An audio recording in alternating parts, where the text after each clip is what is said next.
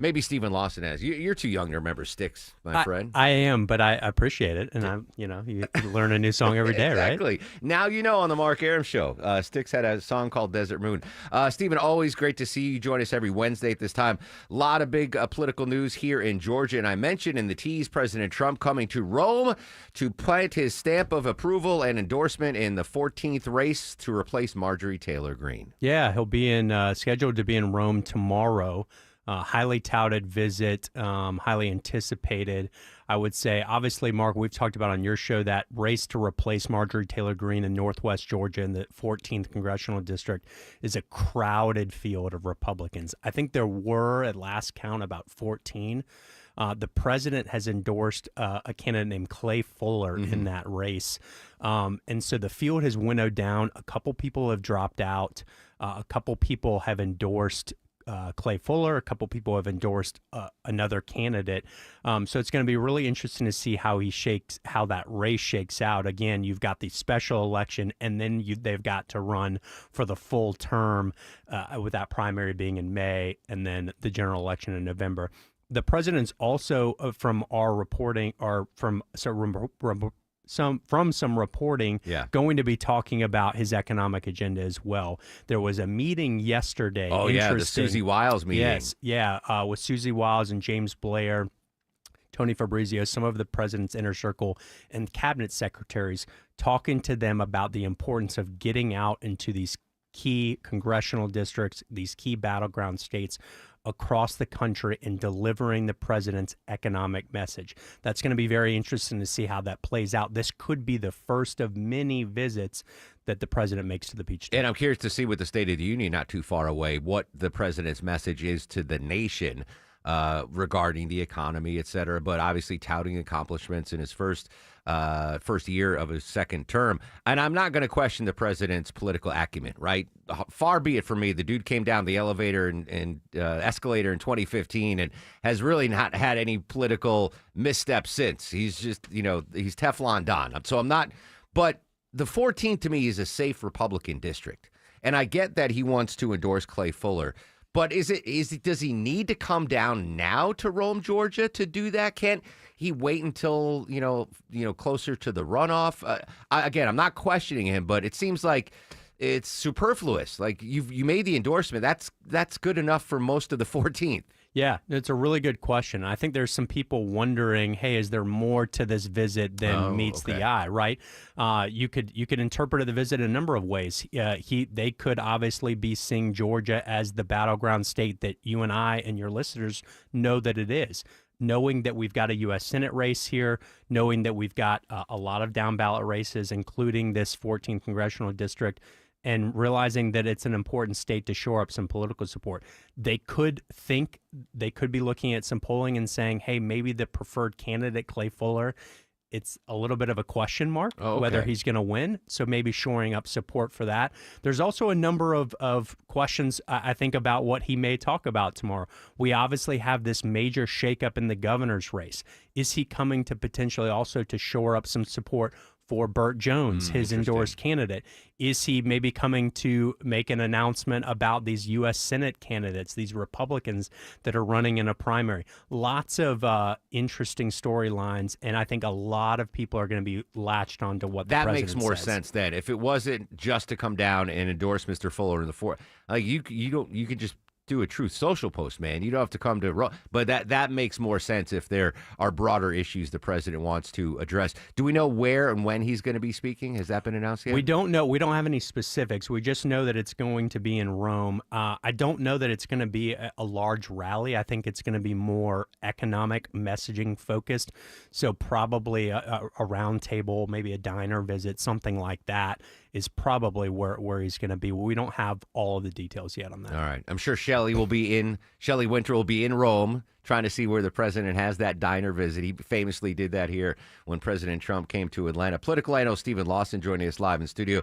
You mentioned the governor's race. Have we had new polling? Have we seen more attack ads? What's the latest on this race? Yeah, there's obviously continues to be a lot of back and forth in the Republican primary for governor now that we've had the entrance of outsider business person Rick Jackson into that race.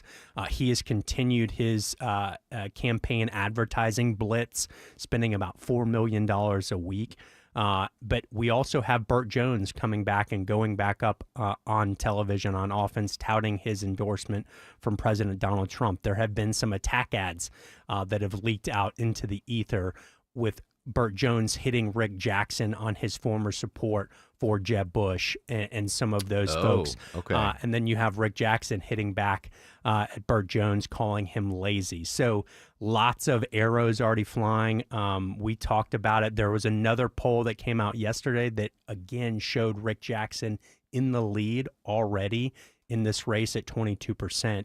So clearly he has shaken up the field, and he looks poised at this point to be a serious contender to win. In the meantime, what is Chris Carr doing? Does he sit and let them battle it out, and what's his route? Yeah, I think his route's very similar to Brad Raffensperger, right? What are they going to do? We talked about it on the show previously, Mark.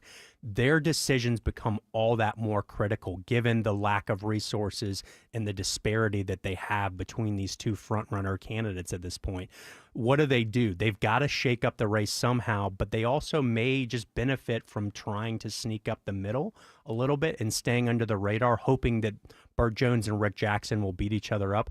I don't know that that's a winning formula or solution, because the amount of money that is going to be spent by Jackson and Jones has the potential to just far dilute their resources. Yeah, I'm just trying to think what if you were in those campaigns, the Raffensperger or the Carr campaign.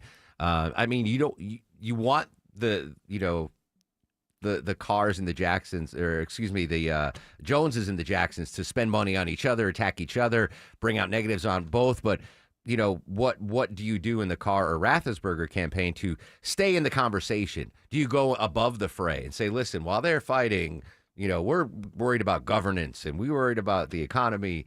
I'm just, again, I'm not, in that political world, but I would just imagine that there's meetings right now in these campaigns going, all right, what's our next move? You've got to do something to reset the narrative and shake up the race. Thinking back to 2018, right, in that wide open governor primary on the Republican side, what did Brian Kemp do? Brian Kemp had these very somewhat controversial, people would say, the gun, the kid, the porch, the trucks. Yeah, that's right. But they got people talking. They got people, and he was in fourth place and shot all the way to first place, in large part due to those ads. I think Chris Carr and Brad Raffensperger have to shake up the dynamic a little bit. They've got to get people's attention, and they've got to do it in a way with the limited resources they have to really pull people in. How about a viral radio ad on the Mark Arum Show, guys? Sounds like a great all idea. We do are elect officials here. Ask Marjorie Taylor Greene. She got elected because she was in every ad break when we were on 10 to midnight back in the day, Longoria. All right, so I know we're still, talking about the midterms, but it's never too early to talk about the presidential race. For the first time since 2020, it seems the Democrats are actually going to have presidential primaries, which is going to be nice this year. Arizona Senator Mark Kelly gave an interview a couple of days ago and basically confirmed that he is going to run for the Democratic nomination for president in 2028. And just from where I'm sitting, I would think he'd have a better shot at the nomination than Gavin Newsom, the governor of California, who everyone assumes is going to run as well. Yeah, he's certainly an interesting name. Obviously, he's been somewhat of a moderate senator. He's obviously got a very progressive voting record, but he's portrayed himself as sort of a center-left Democrat in Arizona. Obviously, that's a state that's very similar to Georgia politically and demographically. So I think he's going to have a message. He's got a very accomplished background. And it's going to be really interesting to see. You mentioned Gavin Newsom, who, by the way, is coming to Georgia I saw to that. stump for Keisha Lance Bottoms. Are we going to get him on the show, Deborah? Have we reached out to him? I have reached out to him, and Shelley's reached out as well. All right, because he's going to be with Atlanta Mayor Dickens at this event, I believe. He's going to be hosting it. So yeah, and he's doing a book tour with Keisha Lance Bottoms, which is very interesting. And you've got other big names that are thinking about entering the presidential race on the Democrat side. Governor Andy Beshear in Kentucky is one that's being talked a lot about. Shapiro in Pennsylvania, Whitmer. We're going to have a Democratic primary. Yeah. I don't want to jinx it, but oh my God. Yeah, and knock on wood. We'll actually get to hear what Joe Biden's think. not going to choose the candidate. That's right. We're going to have an actual primary. And then you've got, obviously, Kamala Harris, who's just out there in the ether, still thinking about it. As far as Kelly's concerned, again, Kelly v. Newsom, I mean, Kelly's resume, astronaut, I mean, to me, that's a no-brainer. If it's between him and Gavin Newsom, that Kelly would have a better chance to win. Yeah, look, and totally, and there's also some chatter, some whispers here in the state of Georgia, potentially about one of our U.S. senators jumping in that race, potentially Raphael Warnock. Very powerful story. So there's lots of folks out there that I think could ultimately put their hat in the ring on that race. I'm not going to say it. If that is true, dude needs some more debate prep. Dude needs, if you're going for the big title, you've got to, there should be debate practice going on right now. Yeah, sure, certainly. But if you're a Democrat in Georgia, you look at, hey, this is the swing state. He's the U.S. senator from the state. He has a very powerful story on the Democrat side, and has the ability to raise a lot of money. I hadn't heard that. That's interesting. So, all right. Keep your eyes on Raphael Warnock. Just Stephen Lawson here, just breaking political bombs on the Mark Arum Show. Dentons.com for all things Lawson and Dentons. Great stuff, as always, my friend. Appreciate it. All right. And by the way, if need be, you and I will both donate portions of our elbows to Hurston Waldrop if needed. I am always happy to do so. Yes, indeed. All right.